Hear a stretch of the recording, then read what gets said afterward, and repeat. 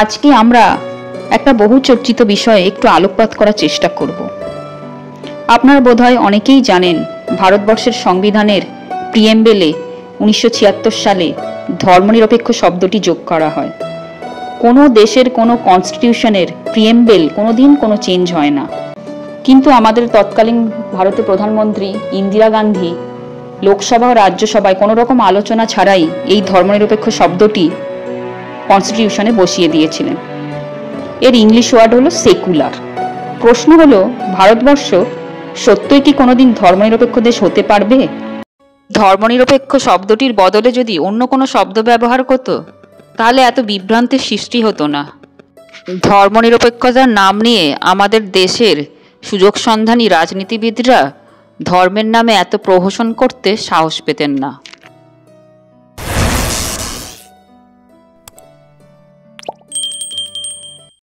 ধর্মনিরপেক্ষ শব্দটির অনেক রকম অর্থ করা হয়েছে। প্রথমে ধর্ম শব্দের প্রকৃত অর্থের দিকে একটু তাকানো যাক। আমাদের শাস্ত্রে বলে ধর্ম মানে ধারয়তি ইতি ধর্মম, অর্থাৎ যা আমাদের ধারণ করে থাকে। ধর্ম মানে শাশ্বত কতকগুলি নীতি অথবা এ সেট অফ প্রিন্সিপলস যা মনুষ্য সমাজকে ধরে থাকে, সমাজে মনুষ্যত্ব বজায় রাখে, মানুষকে পশুভাব থেকে দেবভাবের দিকে নিয়ে যায়। ভারতবর্ষ বৈদিক সনাতন ধর্মের দেশ। এই সনাতন শাশ্বত ধর্মের আগে কোনো বিশেষণ প্রয়োগ হয় না। হিন্দু বিশেষণটি বহিরাগতদের দেয়া। বিশেষণ কোনো সম্প্রদায় বা পন্থের ওপর প্রয়োগ করা যায়, যেমন জৈন, বৌদ্ধ, খ্রিস্টান, মুসলিম সম্প্রদায়। বৈদিক সনাতন ধর্মের মধ্যে যেমন বৈষ্ণব, শাক্ত, শৈব ইত্যাদি পরম্পরা আছে। বৈদিক সনাতন ধর্ম বিশ্বজনীন ধর্ম, ইংরেজিতে বলা যেতে পারে ইউনিভার্সাল রিলিজিয়ান। প্রসঙ্গত উল্লেখযোগ্য, ধর্ম শব্দের কোনো এক্সাক্ট ট্রান্সলেশন ইংরেজিতে হয় না। ইংলিশ ওয়ার্ড রিলিজিয়ান ধর্মকে ঠিকঠাক ডিফাইন করে না। রিলিজিয়ান মানে কোনো সম্প্রদায় বিশেষকে বোঝায় এক set of custom, set of rituals. কিন্তু আমাদের বৈদিক সনাতন ধর্মের শাশ্বত প্রিন্সিপাল বা নীতিগুলো অনুসরণ করতে পারে যে কোনো পরম্পরার মানুষই। এই যুগে বৈদিক সনাতন ধর্মের মূর্ত বিগ্রহ হলেন যুগাবতার পরমহংস শ্রী রামকৃষ্ণদেব। তিনি তার নিজের জীবনে সমস্ত রকম পরম্পরায় সাধন করে একই সত্যের নিকট পৌঁছেছেন। ধর্ম কখনো আচার্য প্রধান, পুস্তক প্রধান বা অহিংসা প্রধান হতে পারে না। যদি হয় সেটা ধর্ম নয়, একটা বিশেষ মতবাদ বা পন্থ বা সম্প্রদায়। সনাতন ধর্ম ভারতের শিরা উপশিরায় যুগ যুগ ধরে বয়ে চলেছে। সত্যের ওপর প্রতিষ্ঠিত এই সনাতন ধর্ম ছাড়া ভারত তার অস্তিত্বকে হারাবে। সুতরাং ভারতবর্ষ কখনো ধর্মনিরপেক্ষ হতে পারে না। ভারতবর্ষের সংবিধানে ইংলিশ ওয়ার্ড সেকুলারের ট্রান্সলেশন পন্থ নিরপেক্ষ বা সম্প্রদায় নিরপেক্ষ হলে তা এত জনমানসে বিভ্রান্তির সৃষ্টি করতে পারত না।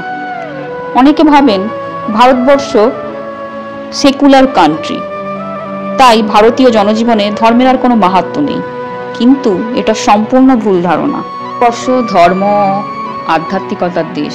ভারতীয় মন সর্বদাই মৃত্যুকে জয় করতে চায়, আত্মজ্ঞান লাভ করে অমর হতে চায়। দেহ মনের বেড়াজালের বাইরে তার যে দিব্য অস্তিত্ব আছে সেই অস্তিত্বকে খুঁজে পেতে চায়। তাই ভারতীয় জনজীবনে ধর্ম অপরিহার্য। এই প্রসঙ্গে স্বামী বিবেকানন্দের কয়েকটি উক্তি স্মরণযোগ্য।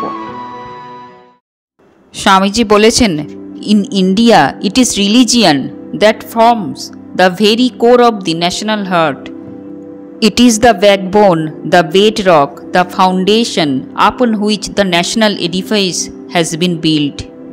Politics, power, and even intellect form a secondary consideration here. উনি আরেক জায়গায় বলছেন, not politics, nor military power, not commercial supremacy, nor mechanical genius furnishes India with that backbone, but religion, and religion alone is all that we have and mean to have. সুতরাং বন্ধুরা, চারপাশের এই কঠিন সময়ে হতাশ না হয়ে ধর্মকে ধরে থাকুন। সত্য, পবিত্রতা, ত্যাগ ও সেবা সনাতন ধর্মের আদর্শ। আমরা যদি এই গুণাবলীগুলো আমাদের জীবনে পালন করতে পারি তাহলে শীঘ্রই এই সনাতন ধর্মে এমন সব মহান আত্মা আবার জন্মগ্রহণ করবে যারা পুরো জাতি, সমাজ তথা বিশ্বকে আবার নাড়িয়ে দেবেন।